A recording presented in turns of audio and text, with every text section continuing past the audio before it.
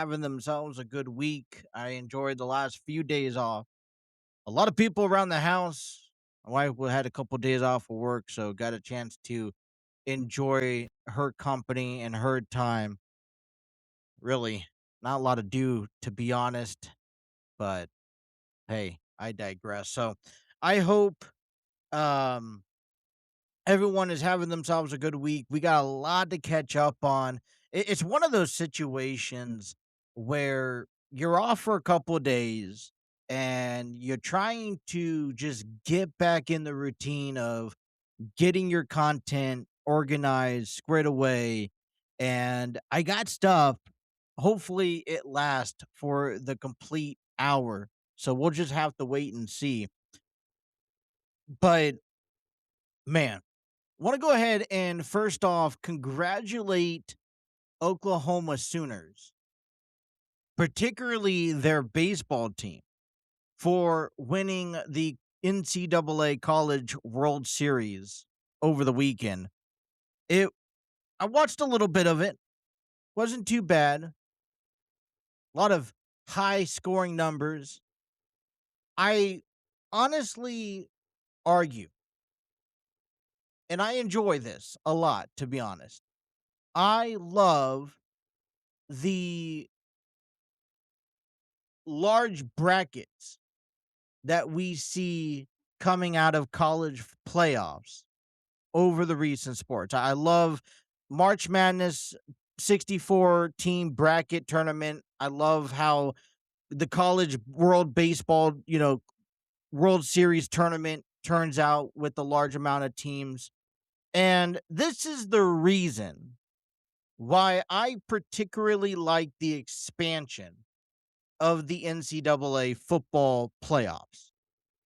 I like when you have schools out there, you have a lot of schools, you have a lot of conferences, and to provide opportunities for schools to make national wavelengths across not just social media, but across the sporting world, I think does wonders for their program, for other programs surrounding them. So if you would have asked me who were my two favorite teams heading into this year's College World Series, I would not have told you Oklahoma or even North Carolina. And so, I mean, I was impressed, yet, it's you honestly should see the best of the best. And, lingers out. But, for a city here like Ohio who has Cincinnati, for them just to make it into the tournament, I think I like it. I think it gives me, even though the hope is just little. Sorry, I got a smudge on my glasses here. So I'm not saying that the Cincinnati Bearcats will win, but just the fact that that they played well enough this season to be put into this tournament gives you the opportunity as a fan to see where your team lies. Isn't that what is important? Earlier this year, we saw Miami, Ohio have a nearly perfect season. And no, they didn't go far in the tournaments. Matter of fact, I don't think they won their conference. But to me, how often do you see a team as big as, as small as Miami, Ohio go the distance? So I like it. And I like the fact that it's carrying over to NCAA football, and we should anticipate to see a lot more of it. So that is congratulations to the Oklahoma Sooners for winning the College World Series. I had a friend of mine who is a big Tar Heel fan, and man, for a moment I thought maybe the Tar Heels had what it took, but better luck next year. All right. On today's show, we'll talk Reds and Milwaukee, 3 game set. We'll talk about some basketball as the draft is on the way, as well as some trades that are flipping NBA upside down. Want to get into some football conversations. You got to remember, guys, 5 weeks, 5 weeks before we see these players back in action. And that's just beginning to me the start of the new season. Let's get down into business, though, as the Milwaukee Brewers have captured a series over the Cincinnati Reds by picking up some games earlier on this week. They shut out the Reds 2-0 in yesterday's finals tally. And, you know, you get excited for moments like the series that we had in the Bronx over the weekend. We take 2 out of 3 about against arguably one of the best teams in baseball, and you ask yourself for a brief moment that, hey, are we out of this slump? Are we out of this drought? Can we finally get onto this winning ways? And then we meet our nemesis and the Milwaukee Brewers, and any team in the NL Central is our nemesis. And, just it proves to reality that no matter what we do, no matter how good we are, we just cannot beat and win in our division. And that's kind of scary. If you think about it, in our upcoming schedule, we have a few games in Milwaukee next week, 4, by the way, before 4th of July weekend. And then we still got to go to Pittsburgh this weekend. And it's scary because we've only won what, 2, maybe 3 games in our division this far this year, and things ain't looking good. Obviously, we're dead last in the NL Central. We're just trying to get back to 500. I get that. But what I've noticed here over the last few days is that our pitching has been phenomenal. From the starting pitchers who've gone, the distance and outings, 6, 7 innings, followed up by our bullpen. The most notorious problem that this team has this season is finally playing well. And what happened to our pitching? What happened to this this this offense, so to speak? What happened to it? We're not winning. And these last 2 games that we've lost against Milwaukee on Monday and Tuesday night, they've been by very close games. As a matter of fact, we lost 2-1 on Monday in extra innings. So we're fighting. We got shut out yesterday. Milwaukee has better pitching, but we've been pitching better. I know the score doesn't say it, but we have had better outings since in the last few days. That just is not following up with our pitching or with our offense. And that's the problem that we currently deal with. I take advantage of any and every ounce of good pitching, and the opportunity has to be capitalized on when we're out here, and we could give you solid innings for our offense to make a splash. And maybe they left all their offense out in New York. That could be the case, but it always seems to be one thing or another with this ball club, wouldn't you say? So, we lose the series. I would love not to get swept by the Brewers. Pick up at least 1 win. In order to do that, they all have to win tonight. We'll get into that in a moment here. But last night, a little scary note from Nick Lodolo, who ends up exiting the game in the 4th inning after getting hit in his throwing wrist. And X-rays show negatives, which is great. But man, Nick Lodolo, it does not get a break this far this season. First, it was the blister that kept him out of action for almost 2 months. Then it's now this, bruised wrist, which, he's still anticipating in pitching his next outing. probably this weekend, I'm assuming. So hopefully he can.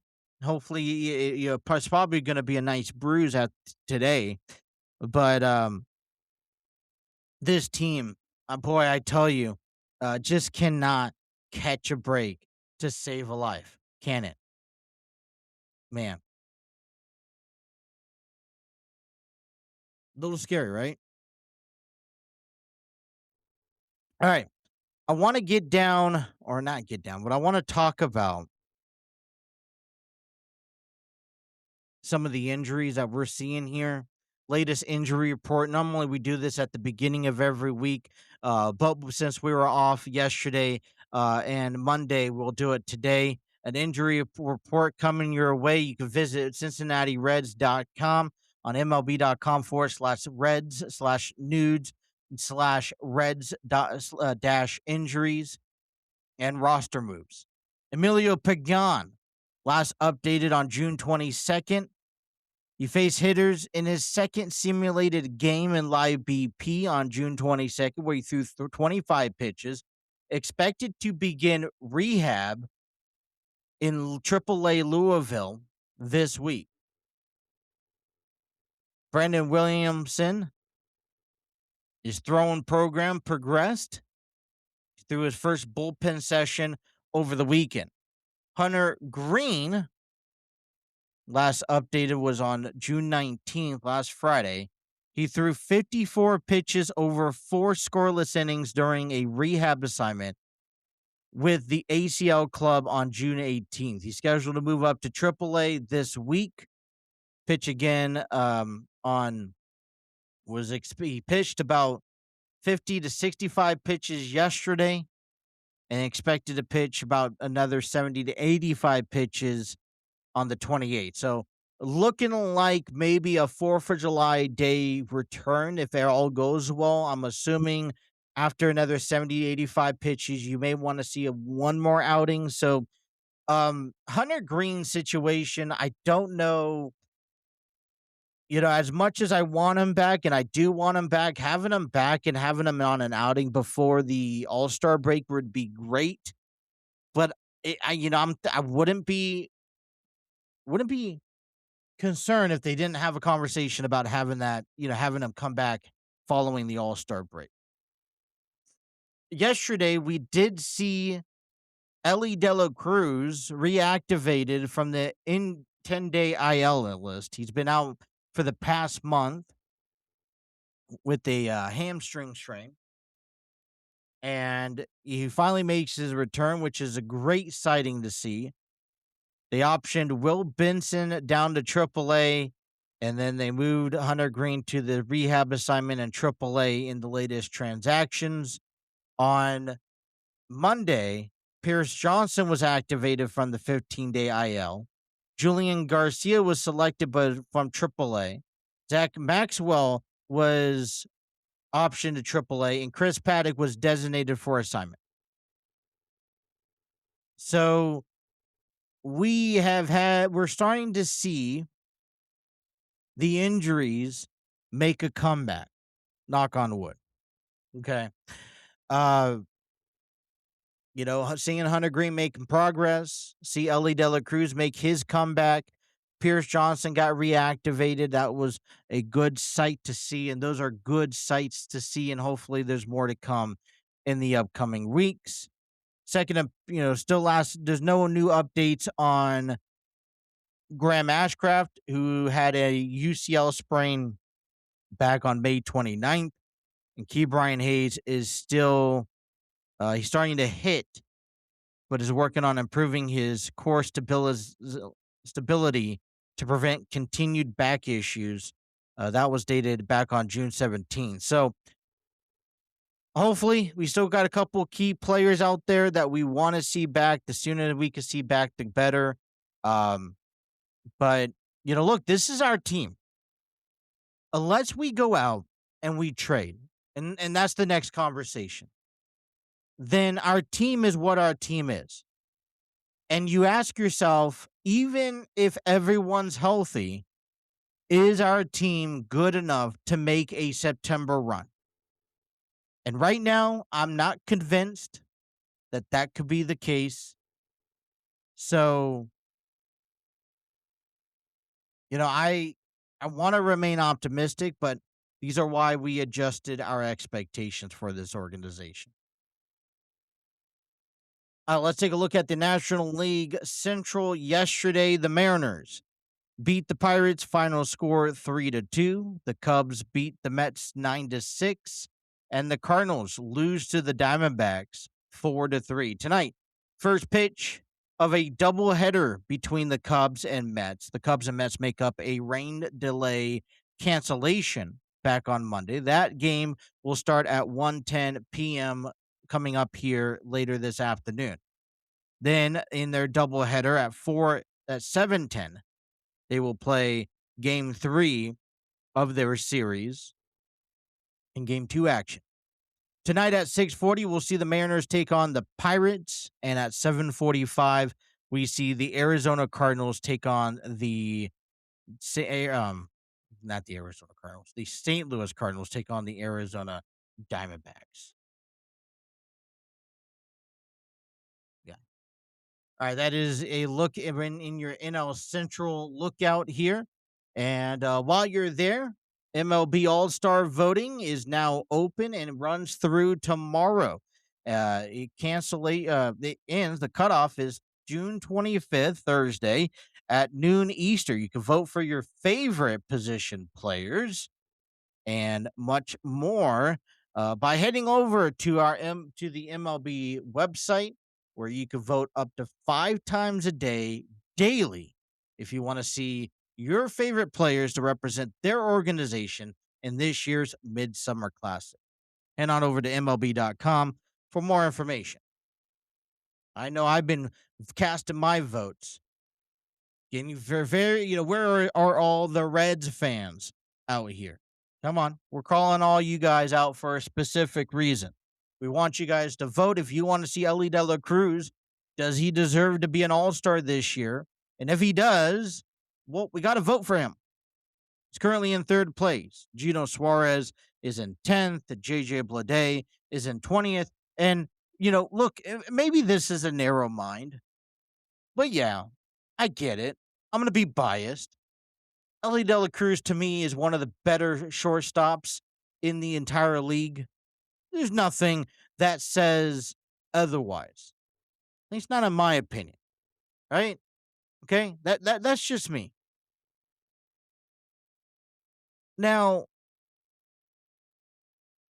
Gino Suarez, let's be realistic for a moment, hasn't lived up to his expectations. So, I mean, in my opinion, I would like to see Gino Suarez in the All-Star, but I can guarantee you there's a lot better third basemen. So there's a lot better designated hitters. We've seen it through the course of the year. If you follow anything of baseball here over the last couple months, you've seen Shohei Ohtani, Kyle Schwarber. There's just many other players. So for me, yeah, I want to see JJ Bleday. Got off to a little late start. Maybe that's the reasoning why we won't see him. But Ellie De La Cruz, Sal Stewart, those are two guys that to me have really been clear since the beginning of the season. So that's who I want to see. Now, just because they don't get voted in the top 2 doesn't mean that they don't make it. Obviously, players do have a tendency of opting out and or getting hurt by then. That's where you see runners up and whatnot. So I guess we'll just have to wait and see. But you can vote. Vote today. All right. So one of the big conversations around Major League Baseball over the past several months, something that's going to be in the conversation in Major League Baseball over the past in the upcoming months as we get closer to the end of the season. December's coming right along, which means that we have to focus on the collective bargaining agreement in Major League Baseball. Just as much as you guys love baseball, maybe you guys don't care, but I do. I care if there is a Major League Baseball season next year.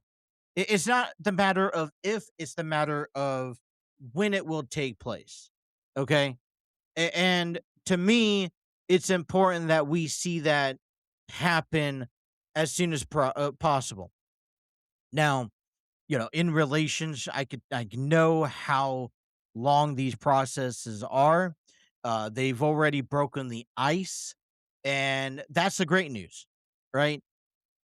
Don't expect anything to really be done throughout the course of the season, and if you do, I'd be very surprised. But let's see what has been done this far this season. Kick things off back on May 27th. The MLB Players Association made their first proposal, an increase in the minimum salary from 780 to 1.5, competitive balance tax from 244 to 3 million, increase of sharing local broadcast revenues. They want to pay the teams that aren't good, but yet they can still make it to the playoffs or have a 500 record. Incentives for low revenue clubs and free agencies. Elimination of the qualifying offer, outgoing free agencies as well.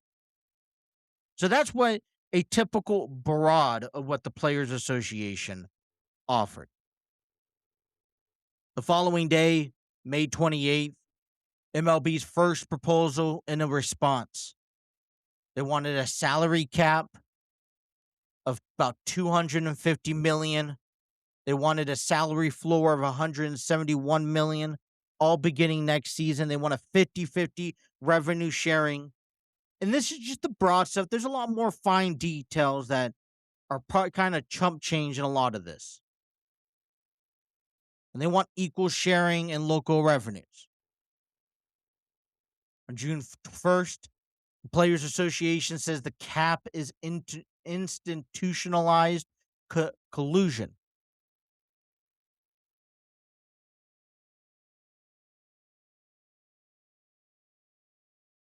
Bruce Meyer addressed in the proposal using MLB's definition of revenue and players share as set forth in their proposal and their presentation to us. Player share under their proposal will go down. Player share for this season of 2026 is projected well over 50%, using again MLB's definition of revenues and what counts against the player share. So he made a statement. You can read this on CBSSports.com. On June 5th, President Trump supports the salary cap. He publicly implements, he says, if you don't have a salary cap, you don't have a sport because they can't help themselves. Football has a salary cap. They should do it for a long time. Trump goes on and references to the 94-95 strike. They had a chance to do a cap then, but blew it. So even our president had a say in Major League Baseball's recent proposals that were made at the end of May. On June 18th, last Thursday, MLB proposes a sweeping draft change. Okay. A reduction from 20 rounds to 12 rounds, $200 million hard bonus system in which players are paid accordingly to the draft position with no room to negotiate.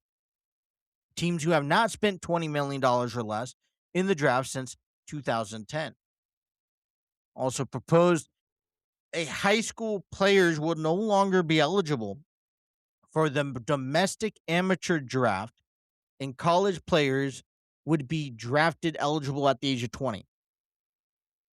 So MLB changes their draft, proposes a change in the draft. So instead of 20 rounds, they want to reduce it down to 12 beginning in 2027. They want a $20 million hard bonus, which could be there's no is based upon dividend out based upon where your draft sits at, and none of these are no there's no negotiations for that. And they want to eliminate any high schoolers that come into are eligible for the domestic amateur draft to be non eligible, and only college players would be drafted eligible at the age of 20. So meeting that new standard. That way you can't go get the 18-year-old, draft the 18-year-old Fernando Tatis out there, right? And then on June, and I mean, that's pretty much it. That's the last thing that we have heard from. So tiny steps, baby steps for these two parties. And we know there are going to be hard-headed things. And I'm not going to sit here and try to pretend or even sugarcoat that we're making an effort forward. But it's good to understand where we're starting off at. Because when this is all said and done, some things are going to give, some things are not. And it's important to understand where those boundaries lie. You can read this article and get yourself caught up either on MLB.com or on CBS Sports under the MLB section by Dane Perry. It was written back on Friday.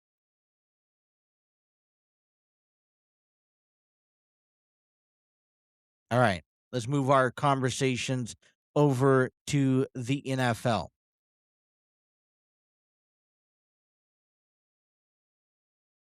Let's see where we're at.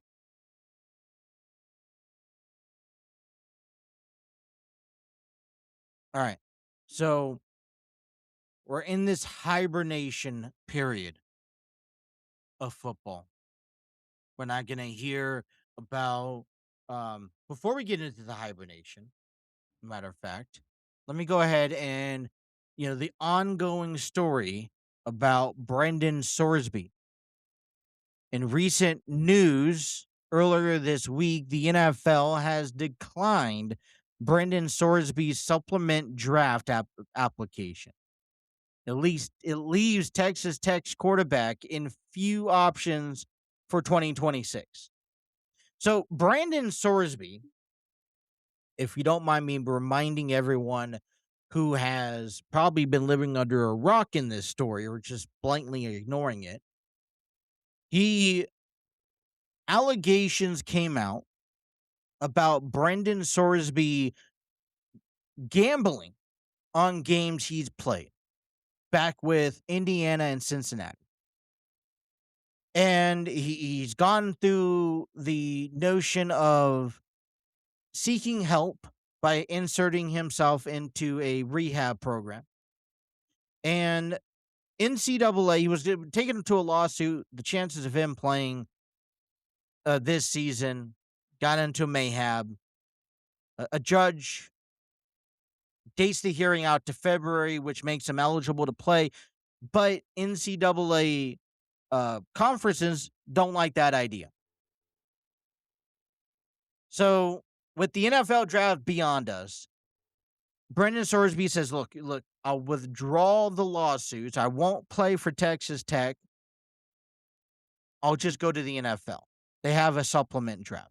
We already talked about the supplement draft. It's a draft where people can be eligible.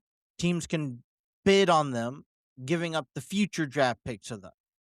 So as he heads into that, the NFL was supposed to be one of the most highly anticipated one this league or this year in history, especially with Brandon Soresby. How often do you get a talent player coming from that? Well,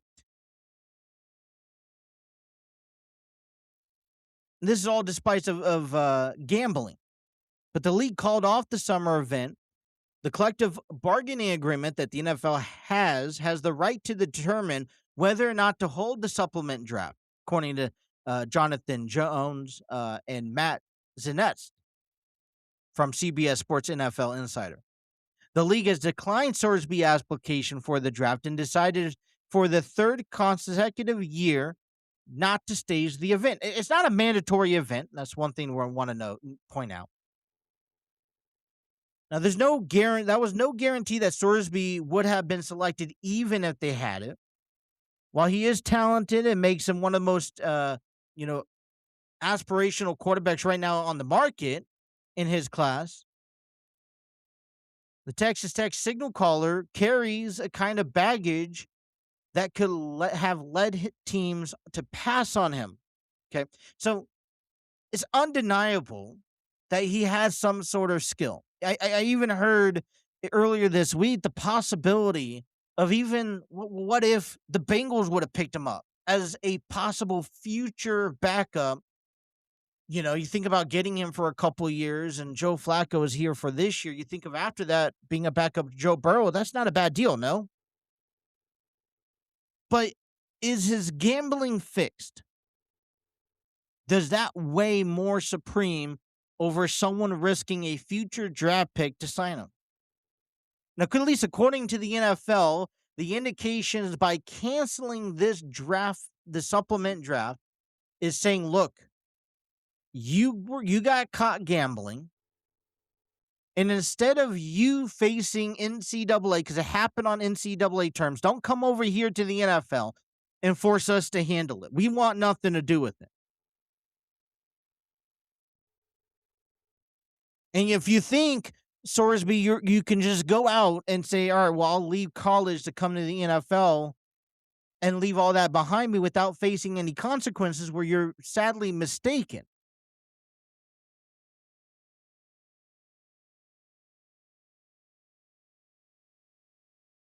So now he's back to square one. What does he do? Soresby checked into rehab for sports gambling addiction this spring after transferring from Indiana to Texas Tech. And more details have emerged, including the reality that he bet on his own games while he was with the Hoosiers. The more concerning of the situation became for both NCAA and NFL. The former declared him ineligible for his senior season, and even he was granted an injunction that override that ruling. Soresby elected to pursue a pro career. So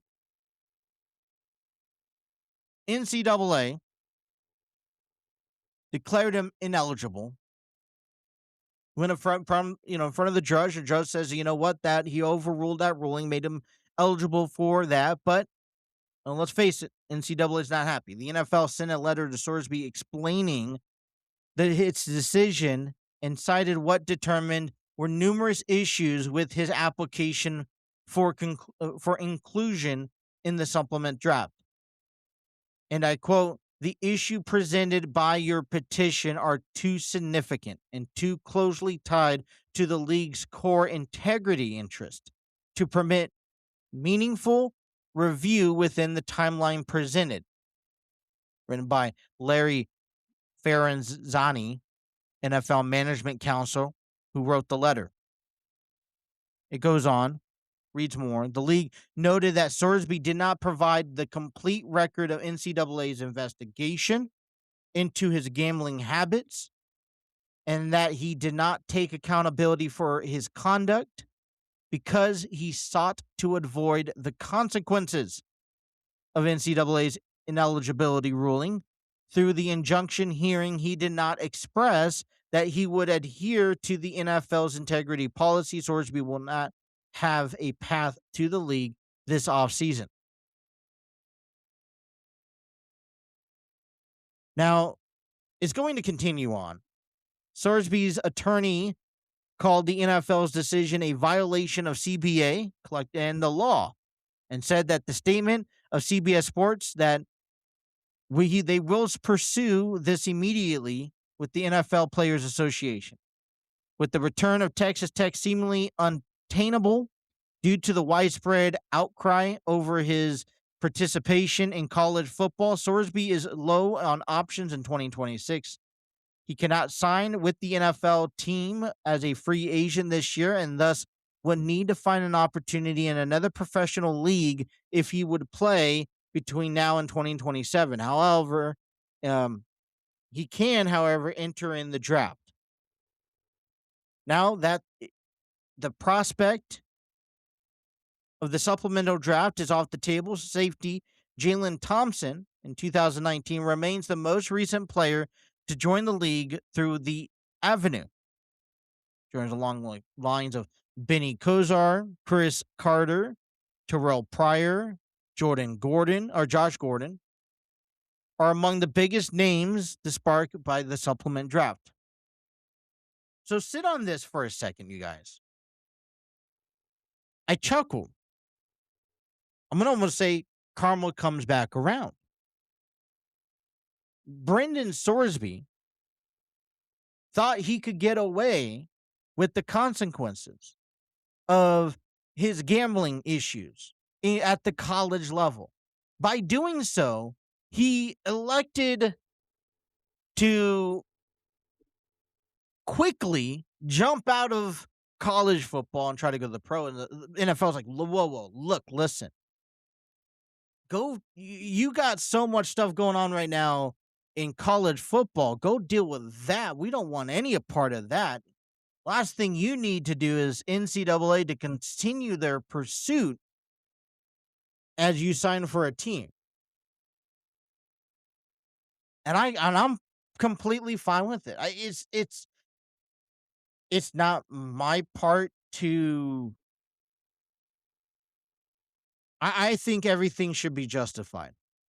If you did something wrong, something you weren't supposed to, as gambling while you were playing for your team, which is across all major sports illegal, then whatever consequences you have for you, it should be given and you should be taking it with a grain of salt.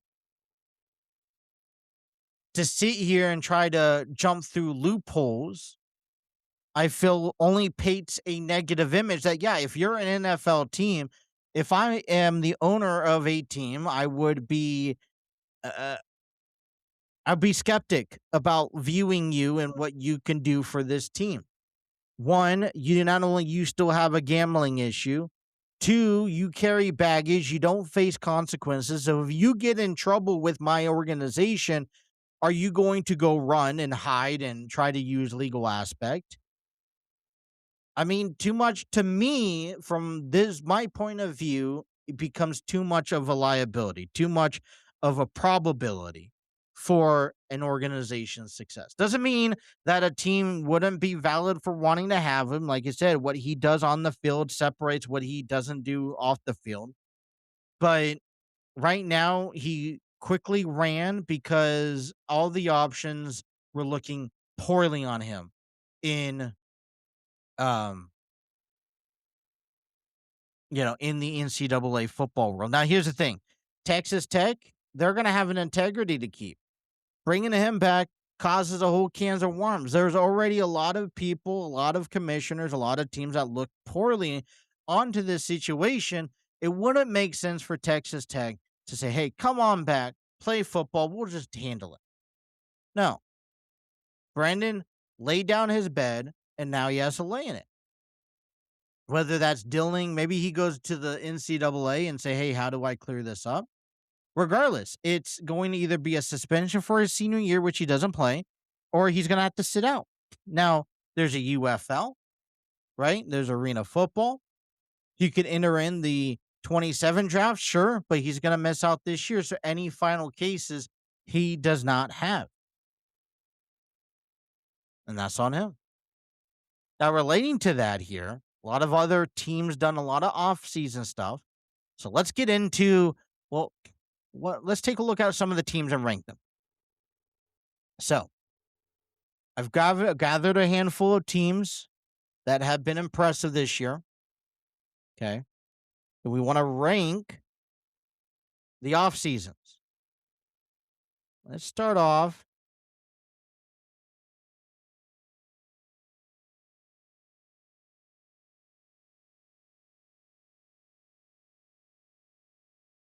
All right.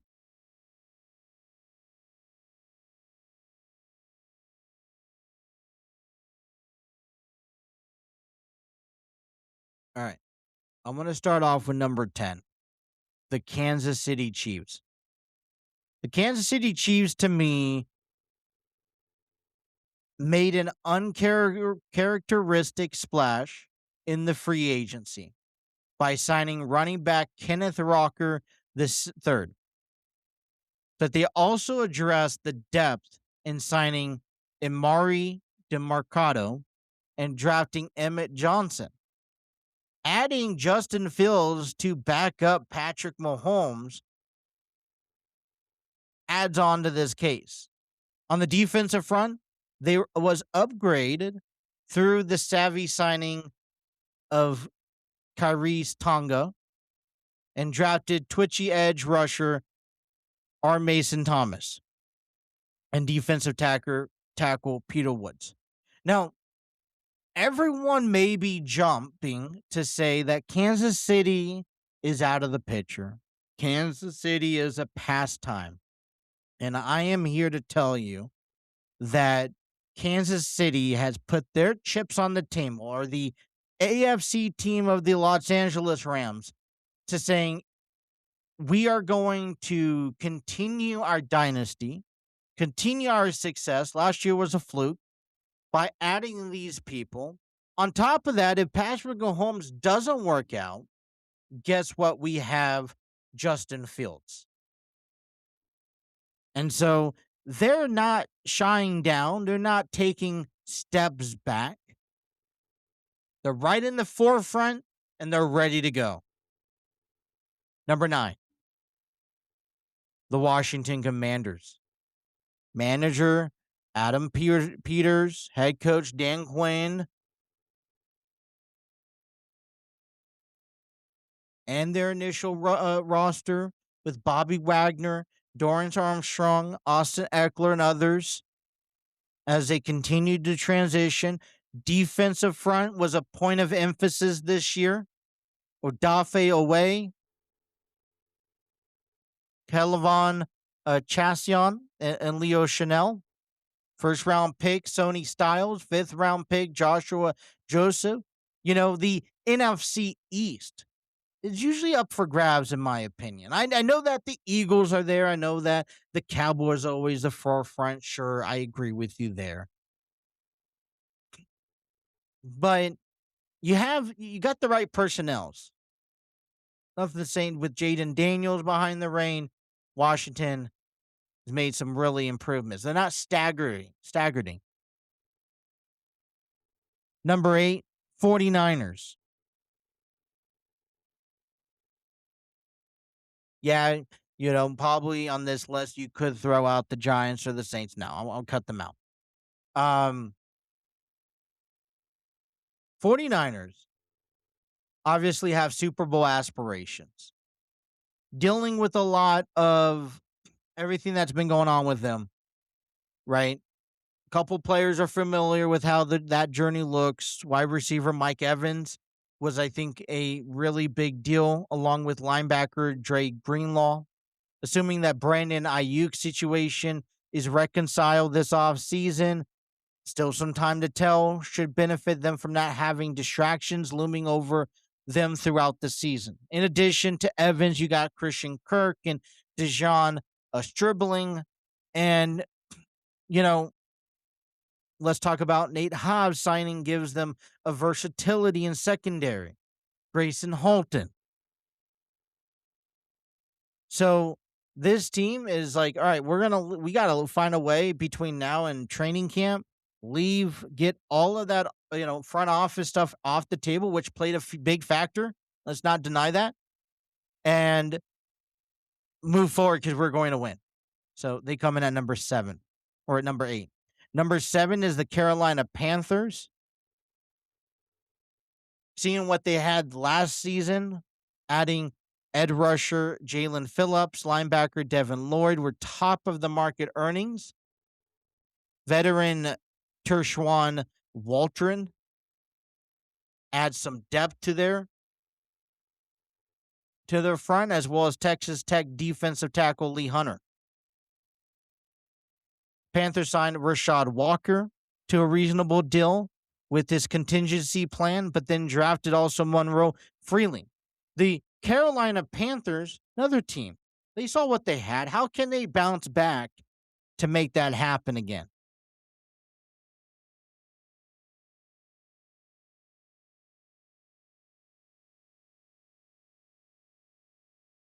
At number 6, just going through my list here, pardon me.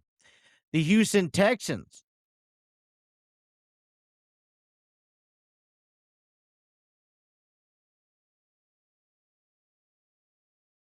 Houston Texans. Offensive guard Wyatt Teller and offensive tackle Braden Smith has been a plus starters in their career, but are both obviously closer to the end of their respective careers than the beginning. First round center Kalen Rutledge should instill a physical nature in a team that had lacking position. So you look at the Houston Texans as one of the teams who dealt with a lot of or the problems is offensive line. There are a lot of older offensive line. So you bring in a couple young guys, try to milk every last ounce of the old guys, um, to help bring life into this team. After accumulating nearly 100 receptions over the first 2 seasons, wide receiver Tank Dell missed all of 2025 this last year. He is expected to be cleared for training camp and available for week 1. Second round defensive tackle Caden McDonald was a perfect fit for the Texans, providing them with helpful long term starters at the position of that has largely been occupied, by veterans early in head coach DeMarco Ryan's tenure. At number 5,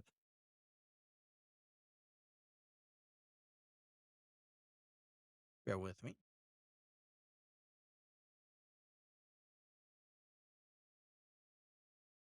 At number 5, I'm going with the Cleveland Browns. Made a huge splash in the offensive front. Joel Bettino, Wyatt Teller, and Miles Garrett, who name a few were value players this last offseason. However, offensive line had deteriorated, and the stockpile losses over the past decade with Garrett.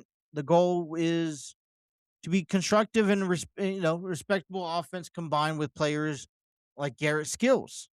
So they added up by trading for Titus Howard, signing Zion Johnson and Elgin Jenkins, drafting Spencer Fano and Parker Brailsford and Austin Barber,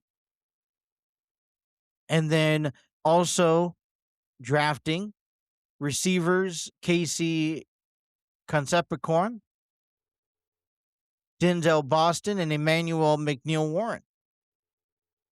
They also traded Garrett for another young pass rusher in Jared Verse.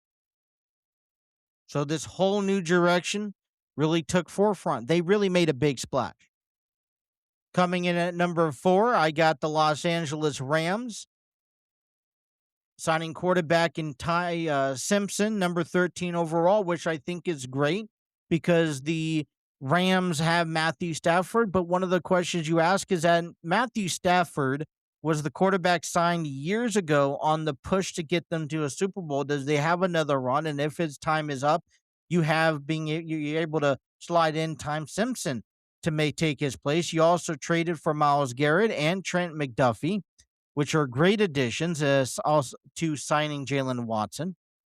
And then they addressed some of the moves that they needed to do.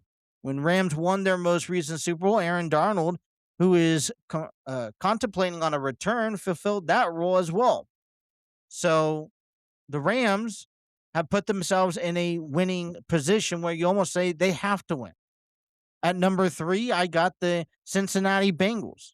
One of the biggest addresses this far was the defense, and they fulfilled that defense in Boya Mafe and Dexter Lawrence. Now you got to apply it to the field. Number 2, Tennessee Titans.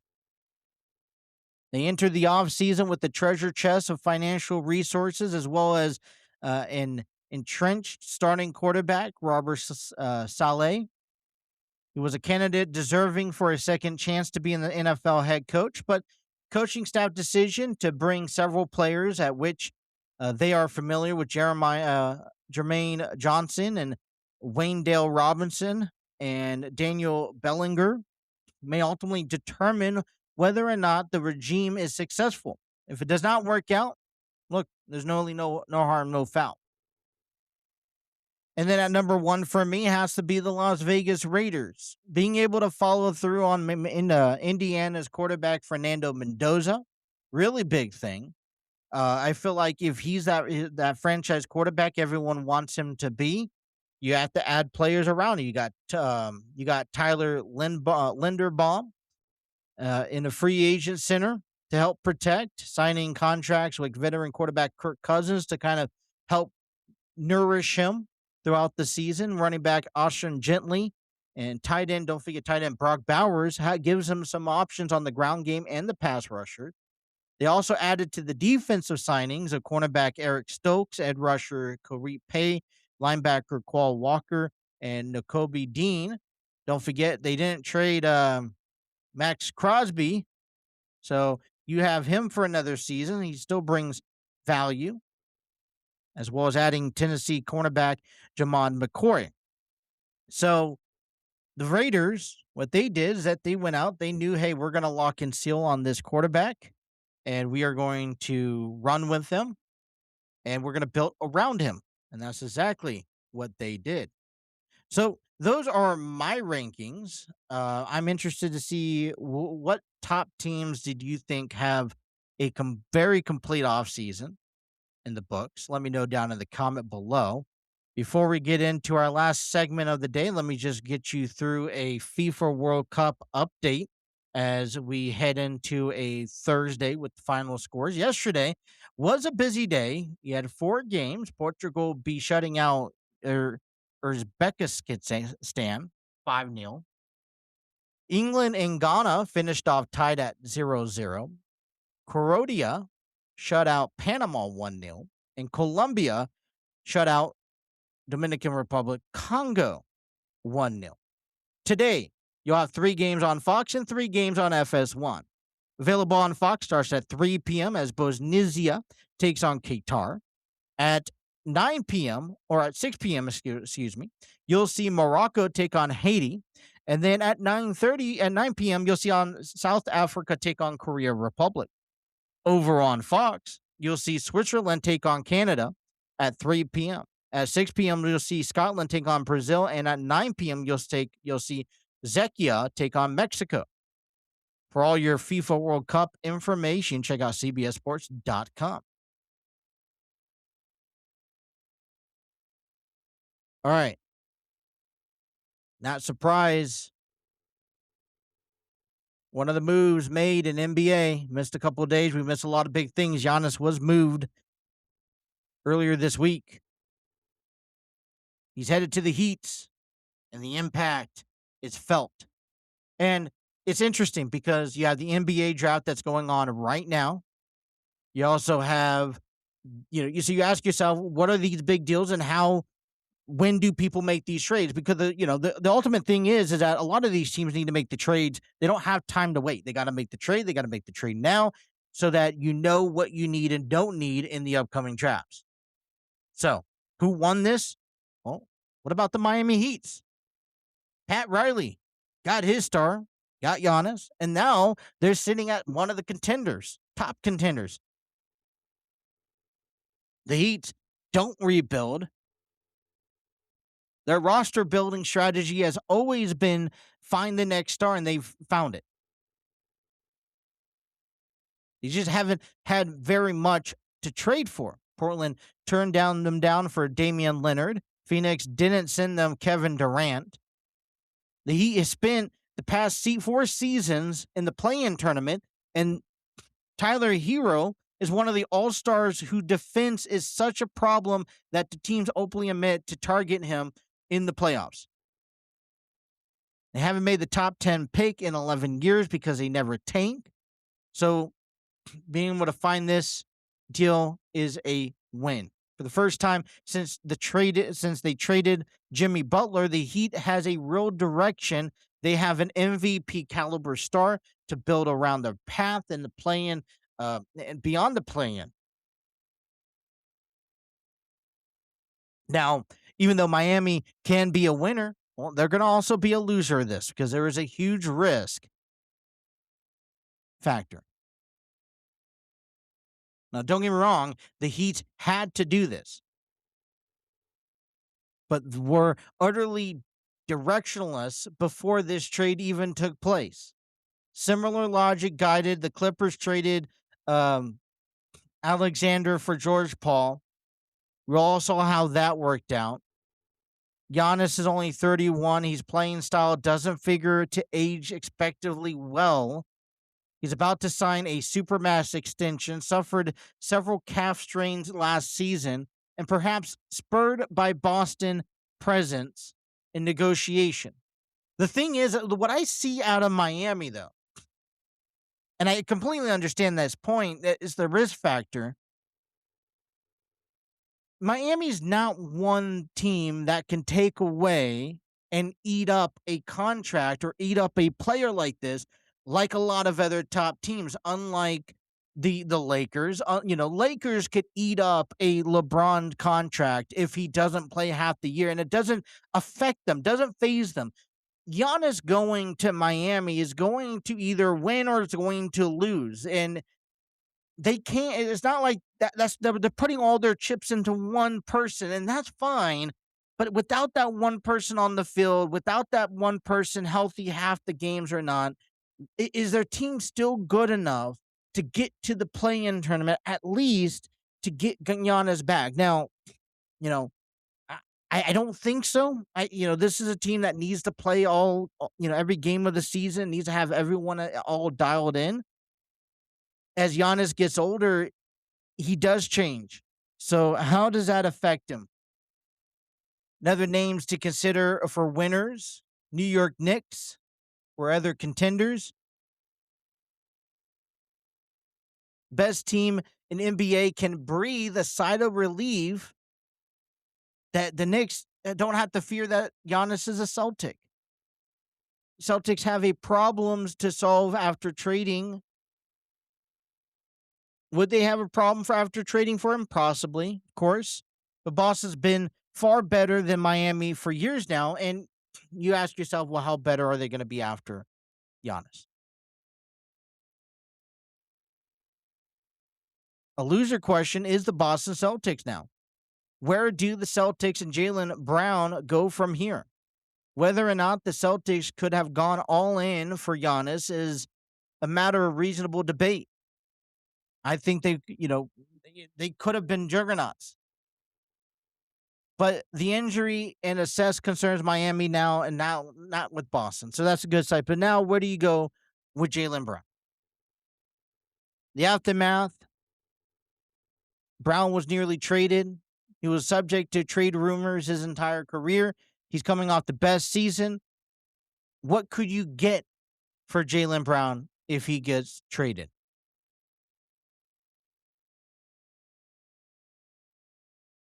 My thing is that for me, I think this is a domino effect. Giannis gets traded. He's Miami's problem. Whether Miami can handle it or not, time is only going to tell. Whether Giannis likes it or not, the fact is he's out. He's off to another team. I think this now opens up the door for other teams easily now to reestablish, with one of the two biggest conversations this offseason finally off the table. You could finally move on and get the offseason going. All right. That's all the time I have for you guys today. Hope everyone is doing well this week. We'll be back tomorrow, noon to 1. Please be sure to like, share, subscribe, have those notifications on so you don't miss a single episode. Follow us on our Facebook, TikTok, Twitter, and Instagram page. And don't forget to check us out on our audio podcast. We're all available wherever you get your podcasts at by listening to the TNC Sports Talk. Noon to 1 tomorrow. Talk some sports. Hopefully the Reds can win. That's all the time I have for you guys today. Thank you guys for tuning in. to the TNC Sports Talk. My name is Justin. You guys have a wonderful rest of your day. Take care.